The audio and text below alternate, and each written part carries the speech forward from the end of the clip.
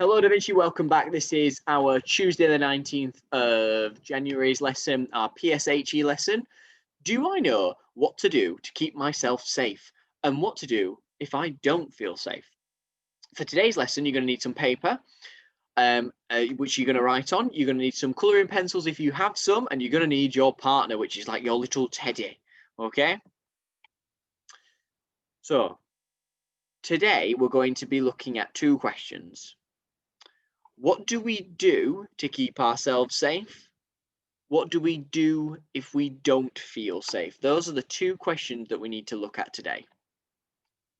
Keeping safe is very important, and sometimes we might worry about doing something or be nervous about it, but we still know it's safe. Other times we might feel that doing something is dangerous and we could get hurt and we don't want to do it.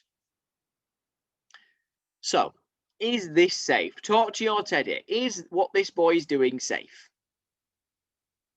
Once you've had that discussion, I want you to pause the video, have that discussion, but I'm going to go straight into the answer. So you need to be really quick to have that discussion, okay?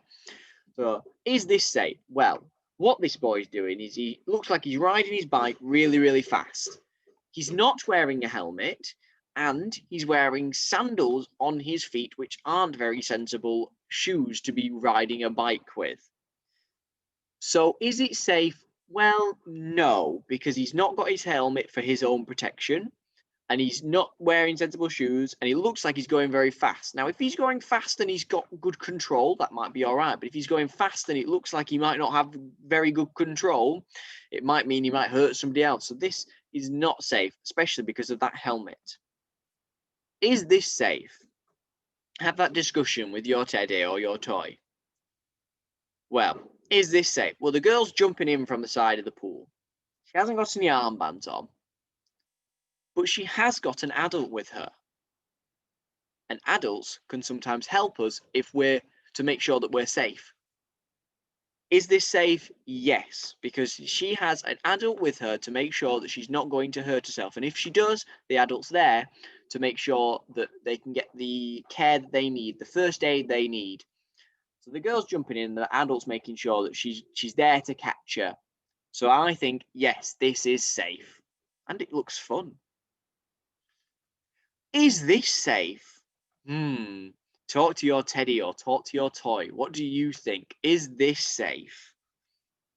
Well, I know a lot of us might be thinking, woof, no way. Look how high they are. No way is that safe. Definitely going to hurt themselves. But this is one of the things, part of the questions that we asked earlier today. And the question that we asked was, sometimes we might worry about doing something, or we might be nervous about it, but we still know it's safe. This is one of those pictures that shows us we might be nervous about going up onto this really high, top of the tree course. But what will be there to help make sure everyone's safe is that this girl is holding on to a wire.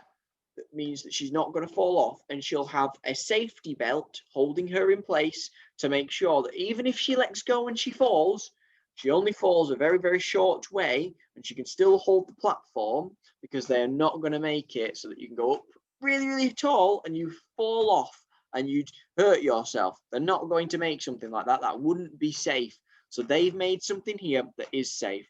And it's all about understanding that although it's scary and we think we might get hurt, there are things there to keep us safe, to make sure that we don't get hurt. Now, is this safe? Lots of children having a lovely few games in the street. What do we think? Is this safe? Well, this unfortunately is not safe. The children are playing in the street. Now, as you're playing in the street, there could be cars, there isn't an adult around, they are not safe. They need to find somewhere else that is appropriate to play, or they might need an adult that's there to make sure that there is nothing coming in the street, because right now they are not safe. Nobody is looking to see if there's anything coming in the street, and they're playing without looking. This is not safe. We have rules to keep us safe, and if we follow the rules, then we can help to look after ourselves.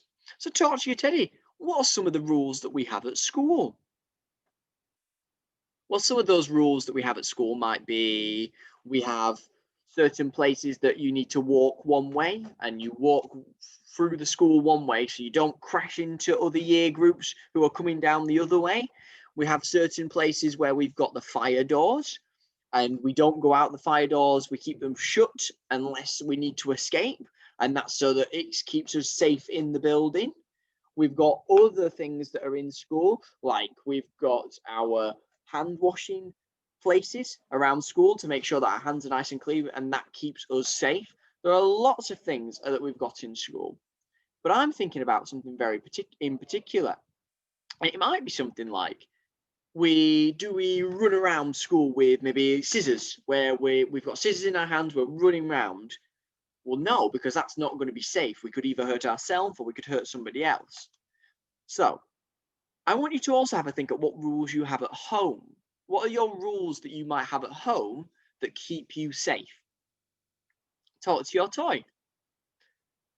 Now, I'm sure you've got lots of rules at home that might keep you safe. It might be not jumping on the sofa and jumping off because you might hurt yourself. It might be not wrestling on something hard because you might end up banging yourself or you might end up hurting yourself. That might be some of your rules you have at home. I'm not sure. I look forward to hearing what some of your rules are at home and whether they're fair or unfair. But what rules do you have when you're out with your family? Now, this is another one where you're going out for a walk, maybe with your family. What are the rules that you have? So I know that some of the rules that I have when I'm out with my family is that when we're going anywhere, we're crossing the road, we always make sure that we're not running into the road, we're looking both ways, we make sure that we're always looking out to see if there's any cars or any other people that are coming towards us that we need to move out of the way from, so that we're giving everyone lots of space. There are lots of different rules that I'm sure you have that are going to keep you safe. So we might not always like the rules, and that's when I said during the last slide when I said about your house rules, are they fair or unfair? You might not always like the rules, or you might not always think that they're fair, but they're usually there for a reason, so that it's important we follow them, and they're usually there to keep you safe. There are some rules that stop us doing things until we're old enough. So I've got a picture of a car here. You cannot learn to drive a car until you're 17. You cannot have your own credit card, which is where you can spend money on, like it's like pretend money almost. You're like spending it, and then afterwards you need to pay it back. And you can't have your own one of those cards until you're 18. And you're also not allowed to leave school until you are 16. Now, there's reasons for all of these. In the United Kingdom, they feel that until you're 17, you're not old enough to be capable of driving your car. They don't want you to make any silly decisions if you're too young. Until you're 18, they don't feel that you're old enough to be in charge of lots of money. So you need to get to a certain age until they feel that you are in charge of owning that money. And the same here with you can't leave school until you're 16. That means that we can try and teach you as much as possible about the world before you go off and make your decisions. And it means if you leave before you're 16, sometimes you might not know everything that will help you through life and you might not make the best decisions. So we keep you until you're 16 so that you've got lots of knowledge about the world. It's okay to say no if somebody asks you to do something that makes you feel unsafe. But it's also important to tell someone that you feel that way. They might be able to explain what will happen so that if you are nervous, you don't feel that you are in danger. Now that's really thinking about maybe that tree top climbing one. If somebody asks you to do it, you can say, no, I don't want to do it. It make you feel unsafe. But it's also important for you to let people know, I don't feel safe doing that. I don't want to do that. But they might explain that actually what you're nervous about falling, that won't happen because you're going to be strapped in. And that's all. And this is what it's about just understanding that if you are unsure, you can always ask someone. Before we do our task today, I just want you to think about the questions that I asked you at the beginning of the lesson. What do we do to keep ourselves safe? And what do we do if we don't feel safe? Just have a think about those. When we're out and about, there are lots of signs that help us stay safe.